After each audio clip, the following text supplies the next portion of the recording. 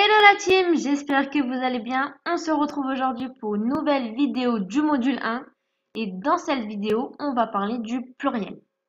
Alors, premièrement, on va voir la construction du pluriel et ensuite, on va parler des exceptions parce que comme vous savez, à chaque fois qu'il y a des règles, il y a des exceptions, malheureusement. Alors, premièrement, donc on va voir les mots terminant par un Y. Donc, si le Y est précédé d'une voyelle, le pluriel se forme en S.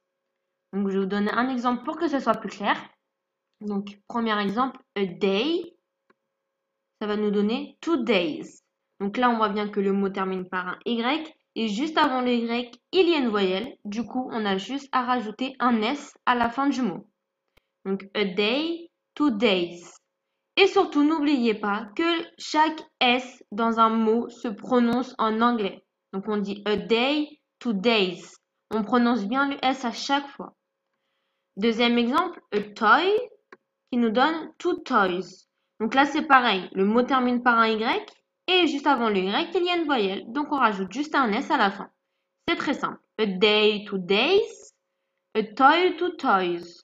Là, je vous explique vraiment les règles telles qu'elles sont, telles qu'on doit les appliquer. Mais vous allez voir, à force d'apprendre l'anglais, à force de parler anglais, ça va venir tout seul et vous n'aurez plus besoin de réfléchir. Est-ce qu'il y a une voyelle avant le Y ou pas? Est-ce que je dois rajouter un E, un S, un V, un W? Non. Vous allez voir, ça va venir tout seul comme en français.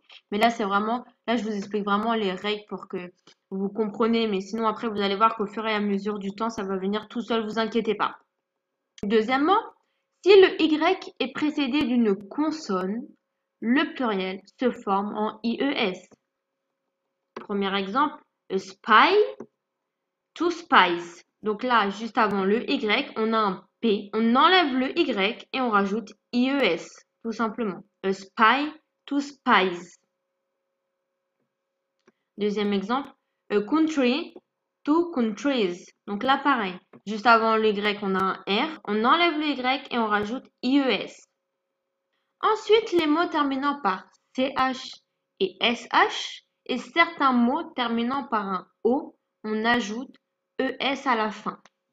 Premier exemple avec CH. A match qui va nous donner 2 matches. Dans ce cas-là, on n'enlève aucune lettre, on rajoute juste à la fin ES. Donc là, le mot termine par CH, donc on va rajouter à la fin juste un E et un S. On n'enlève aucune lettre, d'accord? Donc a match, 2 matches. Et on prononce bien le S à la fin. 2 matches. Deuxième exemple avec SH, a flash, 2 flashes. A flash, 2 flashes. C'est la même chose, on n'enlève aucune lettre, on rajoute juste à la fin un E et un S. Et ensuite, a tomato, 2 tomatoes. Même si le mot termine par une voyelle, on n'enlève pas la voyelle, on rajoute juste à la fin un E et un S, qui nous donne a tomato, 2 tomatoes. Les mots terminant par un F, on ajoute au pluriel VES.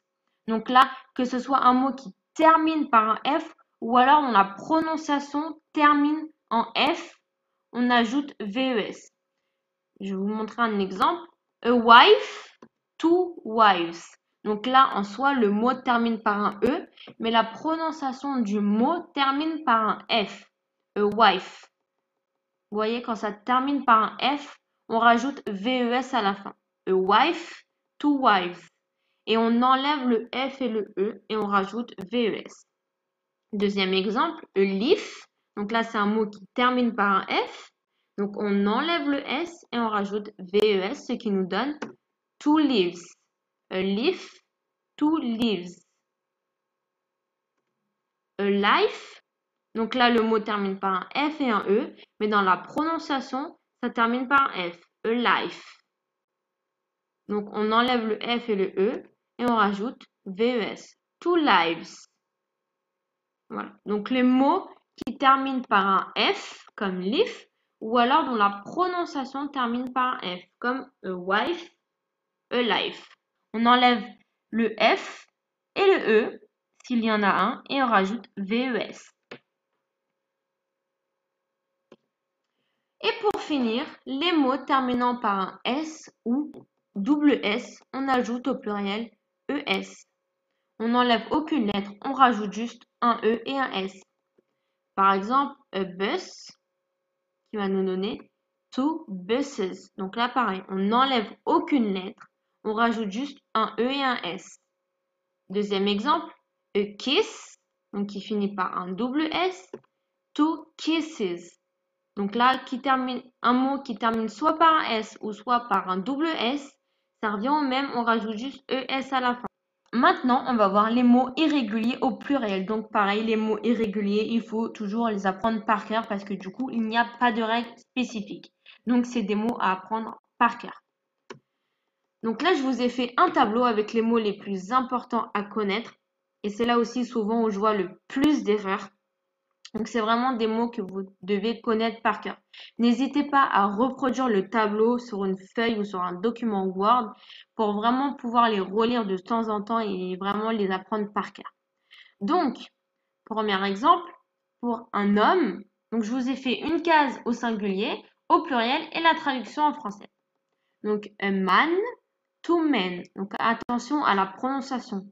A man, two men. Donc, a man, tout simplement, au pluriel devient un man. Donc, il faut enlever le A et le rajouter par un E. On ne dit pas a man, two mans. Non, ça sera faux. C'est a man, two men. C'est la même chose pour woman. Woman devient woman.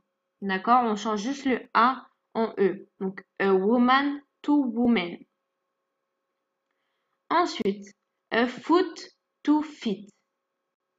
D'accord? Donc, un pied, c'est a foot. Deux pieds, c'est 2 feet. Ensuite, a tooth, 2 teeth.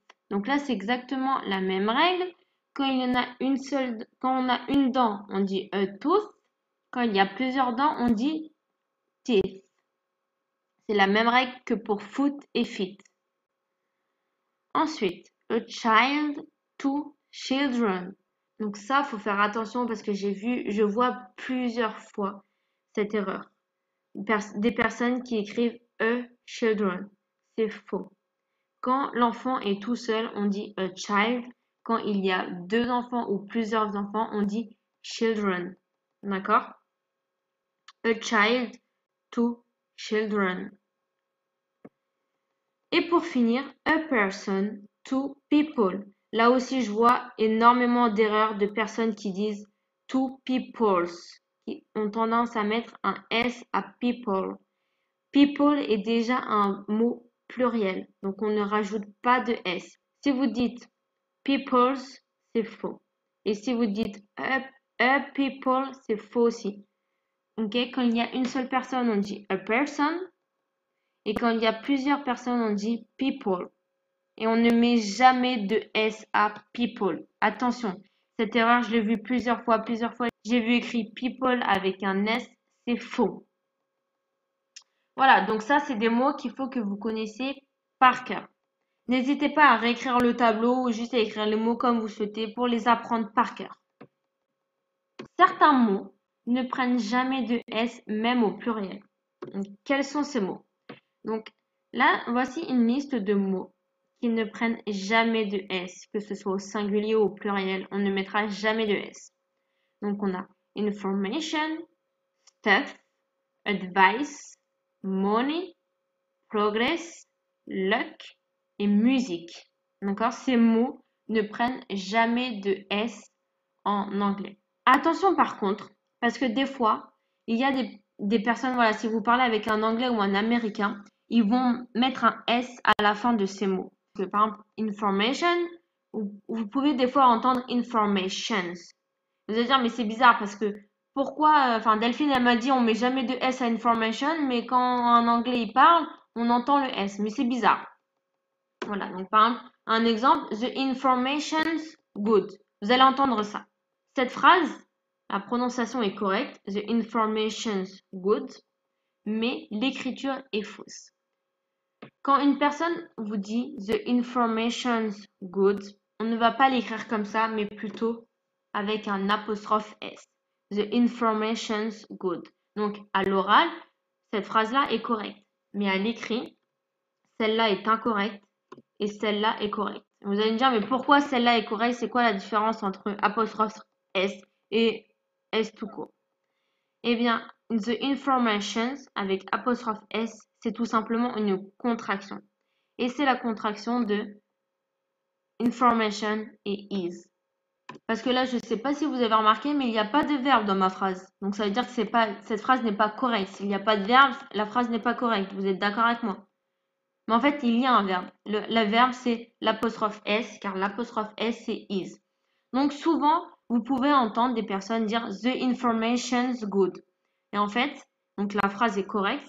Ils n'ont pas mis information au pluriel. Ils ont juste fait la contraction entre information et is. D'accord? Donc c'est très important de connaître ça parce que information ne prend jamais de S au pluriel. Si vous entendez information avec un S, c'est que la personne a fait une contraction entre information et is. D'accord? Donc, c'est pas une erreur grammaticale, pas du tout. C'est juste que la personne a fait une contraction. Et voilà. Donc, c'est tout pour cette petite vidéo sur le pluriel.